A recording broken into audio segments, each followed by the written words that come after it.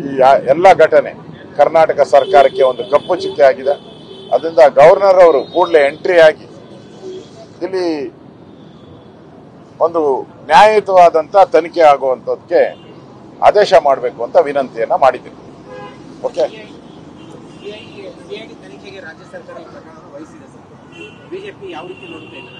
ನೋಡಪ್ಪ, ಈಗ ಮಾರ್ಟಿನ್ ಯಾವ ಐಡಿ ಎಡ ಮಾರ್ಟಿನೋ ಬಲ ಮಾರ್ಟಿನೋ ನನ್ಗೆ ಗೊತ್ತಿಲ್ಲ.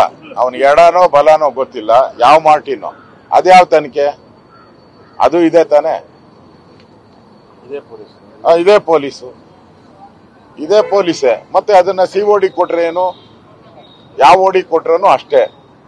ನಾವು ಕೇಳ್ತಾ ಇರೋದು ಈ ಪೊಲೀಸರು ನಡ್ಕೊಂಡಂತ ನಡವಳಿಕೆಯಿಂದ ಒಂದ್ ರೀತಿ ಪೊಲೀಸ್ ಸ್ಟೇಷನ್ಗಳೆಲ್ಲಾನು ಕೂಡ ಕಾಂಗ್ರೆಸ್ ಆಫೀಸ್ ಆಗಿರುವಂತದ್ದು ಕಾಣ್ತಾ ಇದ್ದೀವಿ.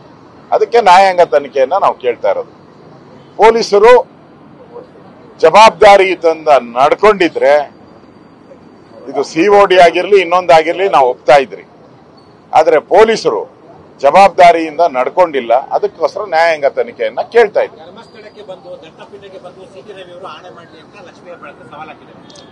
ನೋಡಿ, ಯಾರು ಸತ್ಯ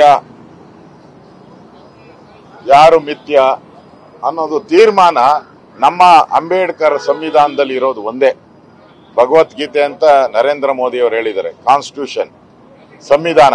ಆ ಸಂವಿಧಾನದ ನ್ಯಾಯಾಲಯದಲ್ಲಿ ಯಾವುದೇ ತೀರ್ಪು ಬಂದ್ರೂ ಕೂಡ CT ರವಿ ಅವರು ಒಪ್ಕೊಂತಾರೆ. ಕಾನೂನು ಸಂವಿಧಾನ ಹೇಳಿದ್ರು ಅಂಬೇಡ್ಕರ್, ಅದನ್ನ ಒಪ್ಕೊಂತಾರ ಅವರು, ಪ್ರಶ್ನೆನೇ ಇಲ್ಲ. ಈ ತರ ನಾನು ನೋಡಿದ್ದೇನೆ ಬಹಳಷ್ಟು. ಪಾಪ ಧರ್ಮಸ್ಥಳದ ದೇವರು ಮಂಜುನಾಥನಾಗೇ ಇರ್ಲಿ, ಎಲ್ಲರಿಗೂ ಸದ್ಬುದ್ಧಿ ಕೊಡ್ಲಿ, ಮಂಜುನಾಥನಾಗೇ ಇರ್ಲಿ.